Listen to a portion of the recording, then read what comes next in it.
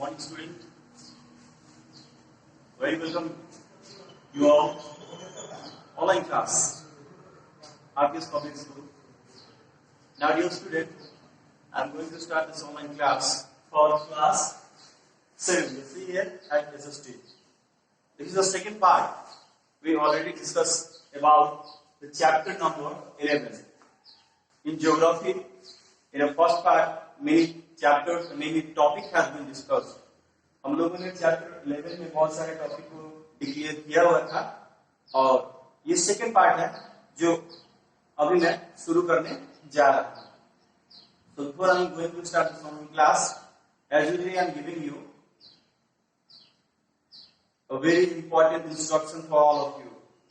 आप सभी के लिए एक छोटा सा इंस्ट्रक्शन देना चाहूंगा. इस ऑनलाइन क्लास होने से पहले आप सभी लोग अपना बुक सामने रखें, because what I write here some topics, क्योंकि मैंने जो कुछ टॉपिक यहाँ पे लिखा हुआ है ये सारे topic as according to you आपके बुक के according, so it will be very helpful while your study period. तो ये बहुत ही ज्यादा आपको मददगार साबित होगा पढ़ने के दौरान. सो डियर स्टूडेंट,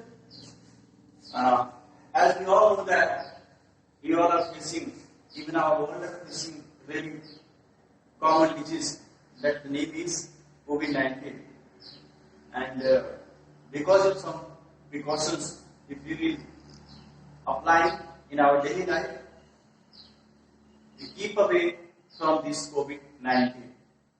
जैसा कि हम सभी लोग जान रहे हैं, एक बहुत ही खतरनाक बीमारी जो कि COVID-19 है हमारा पूरा वर्ल्ड फेस कर रहा है. तो कुछ प्रिकॉशंस को अपना करके हम इस चीजों से दूर रह सकते हैं. तो ये मेरी हिदायत है आप लोगों से, ये मेरा रिक्वेस्ट है आप लोगों से, अपने आप में आप अवेयर रहें, तभी जाके आप इन चीजों से आप लोग दूर रह पाएंगे. सो बिफोर दिस, इससे पहले मैं आगे बढ़ूं, मैं आपको क्लियर कर देना चाहूं अगेन कि आज हम लोग ज्योग्राफी पढ़ रहे हैं क्लास 7 का. So please see here, our first topic is depletion of environment. Our first topic is depletion of environment. What do you mean by the depletion of environment? Dear students, just try to understand, all of you, according to this topic, what I am going to tell you. Environment. We all are using environment resources, but time by time, there is a less thing which is used being happen in our life. कहने का मतलब यह है कि हमारे वातावरण में कमियों के कारण मनुष्य, ह्यूमन बींग्स, हम सभी लोग सभी चीजों का, सभी रिसोर्सेस का आसानी से यूज कर लेते हैं. बट जैसे जैसे हमारे डिमांड बढ़ते जा रहे हैं, जैसे जैसे हमारी इच्छाएं बढ़ती जा रही है, इन सारी चीजों की कमी भी होती जा रही है. और अनजाने में ही सही हमारे मनुष्य, हम लोग मिलकर न सिर्फ इन चीजों को यूज करते हैं, न सिर्फ इन चीजों का प्रयोग करते हैं, बल्कि अनजाने में ही सही उनमें ऐसी चीजों का मिश्रण कर देते हैं जो कि हमारे जीवन के लिए बहुत ही खतरनाक साबित हो सकता है. जैसा कि हम सभी लोग जानते हैं कि जैसे जैसे हमारी साइंस एंड टेक्नोलॉजी धीरे धीरे बढ़ती जा रही है, वह साइंस एंड टेक्नोलॉजी के बढ़ने के कारण हमारा पॉपुलेशन भी बढ़ता जा रहा है, और पॉपुलेशन के कारण हमारी डिमांडिंग बढ़ती जा रही है, और डिमांडिंग के कारण हम सारे ऐसे व्हीकल्स वगैरह चलाते हैं जिससे CO2 की मात्रा हमारे वातावरण में बढ़ती जा रही है, जो कि CO2 हम लोग नहीं ले सकते. CO2 से प्लांट्स के लिए जरूरत होता है. तो इस तरह की कुछ ह्यूमन एक्टिविटीज के कारण, मैं पहले आपको क्लियर कर दूं कि any type of impurities if we feel in our environment, that is all because of the human activity. मनुष्यों की क्रियाकलाप के कारण ही, यह एक्टिविटी के कारण ही कोई भी चीज impurities होती है हमारे एनवायरमेंट में. जैसे वृक्षों की कटाई दिन प्रतिदिन होती जा रही है. जैसे तो हमें समतल भूमि चाहिए, इंडस्ट्री हमें फैलाना है तो उसके लिए समतल भूमि चाहिए, और वृक्षों की कटाई से हमारा डिफोरेस्टेशन होता जा रहा है, जिससे हमें बारिश कम हो रही है, और बारिश कम होने के कारण हमें भूमिगत जल भी कम मिल रहे हैं. हम सभी जानते हैं, we all know that only 1% of our water is useful for us, and we know all that our world Earth covered third part, 3/4 part It means 71% of land is covered with water. हम सभी लोग जानते हैं कि लगभग पृथ्वी का 3/4 हिस्सा जो है वह पानी से घिरा हुआ है और इसलिए पृथ्वी को ब्लू प्लैनेट भी कहा जाता है। लेकिन फिर भी वह पानी हमारे पीने योग्य नहीं है और सिर्फ 1% पानी के कारण ये पानी जो है वह रिचार्जेबल होते हैं और किससे रिचार्जेबल होते हैं? रेन से। और ये टोटली डिपेंड करते हैं हम रेन पर। लेकिन डिफोरेस्टेशन के कारण हमारे जो जंगल है, जंगलों की कटाई के कारण ये सभी सारी चीजें, गैसों की कमी हो रही है, हमारे ऑक्सीजन की कमी हो रही है, जिसके कारण हम जीवित नहीं रह पा रहे हैं ठीक से। भूमिगत जल की कमी हो जा रही है, जिसके कारण हमें जीवन हमारा अफेक्टेड हो रहा है, वन्य जीवन अफेक्टेड हो रहा है। इसी की वजह से हम सारी परेशानी को झेल रहे हैं। यह है हमारा depression of environment. Now the second topic is, हमारा दूसरा टॉपिक है impact of science and technology. Dear student, as we all know that due to the advancement of the science and technology, we can take everything in a less time, in a less manner. हम सभी तक अच्छी तरह से जानते हैं information technology आज तक हमारा इतना तगड़ा हो चुका है कि जिसकी वजह से किसी भी चीज को हम लोग आसानी से जल्दी से प्राप्त कर लेते हैं। And we all know that we made many type of industries, और हम सभी लोग जानते हैं कि हम लोग इसके लिए बहुत बहुत बड़े इंडस्ट्रीज को जो है वह बैठा रहे हैं। And because of that industry produce a large mass of productivity, और इंडस्ट्रीज को बैठाने से हमारी जो उत्पादन क्षमता है वो भी धीरे धीरे बढ़ती जा रही है।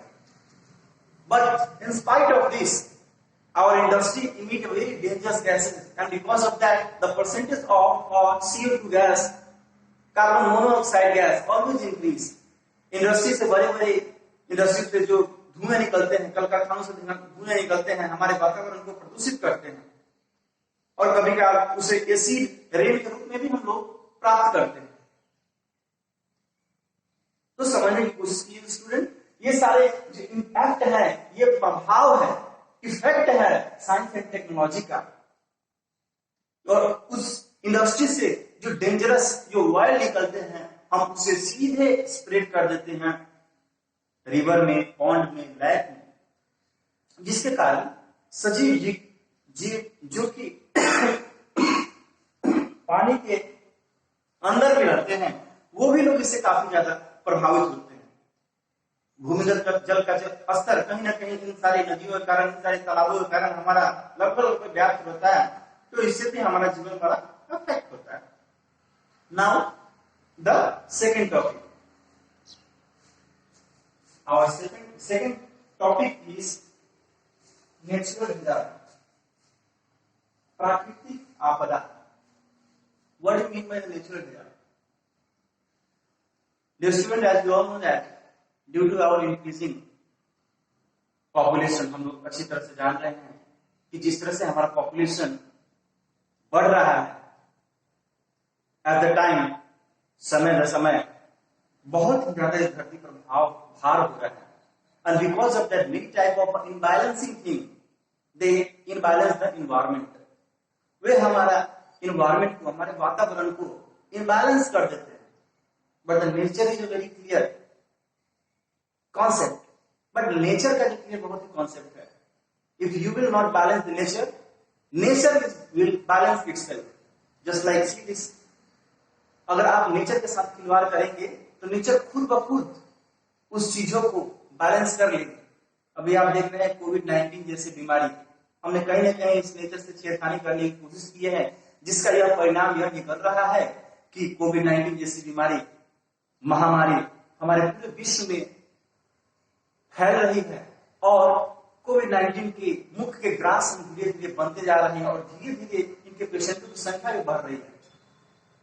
As a natural disaster like tsunami, भूकंप, ज्वालामुखी, ये सभी नेचुरल डिजास्टर के अकॉर्डिंग आ जाते हैं। And time by time inside the earth, due to the sudden change, that is called the earthquake, volcano, in a volcano, ज्वालामुखी में अंदर से मैग्मा के रूप में वो सारे लावा निकलते हैं, ज्वालामुखी निकलते हैं, ये सारी प्राकृतिक आपदाएं हैं जो कि हमें अवेयर करती हैं कि प्रकृति में कहीं ना कहीं इम्बैलेंस हुआ है और प्रकृति ने खुद इसको बैलेंस किया हुआ। सो ये हमारा प्राकृतिक आपदा का टॉपिक यहीं पे समय समाप्त होता है। और second topic is next topic is and the last topic of this chapter number 11, that is the sustainable development. Dear student, what do you mean by sustainable development? I am very clear to you that sustainable development is the kind of a thing that is help us to sustain our all types of resources that is used for the future. We all know that due to the increasing population, our demanding is day by day increasing. Our resources is limited. हम लोग अच्छी तरह से जानते हैं कि हमारा resource क्या है, वो लिमिटेड है। But in spite of this हम लोग इन चीजों को ध्यान में नहीं रखते हैं and we are continuously useless these kind of resources. If we will not aware, who will aware? Because these all kinds of fossil fuel or those all kinds of things which is inside the earth not only made in one day. हम अच्छी तरह से इन चीजों को जान रहे हैं कि प्रकृति में पाए जाने वाली वैसे बहुत सारे ऐसे जो फिजिकली चीज है जो कि एक दिन में नहीं बनते, 2 दिन में नहीं बनते, महीनों में नहीं बनते, इनको लाखों वर्ष लग जाते हैं बनने में। सो ये बहुत ही इंपॉर्टेंट है इस चीज को समझने के लिए कि जो रिसोर्सेस हम लोग प्राप्त कर रहे हैं वो एक लिमिट मात्रा में है।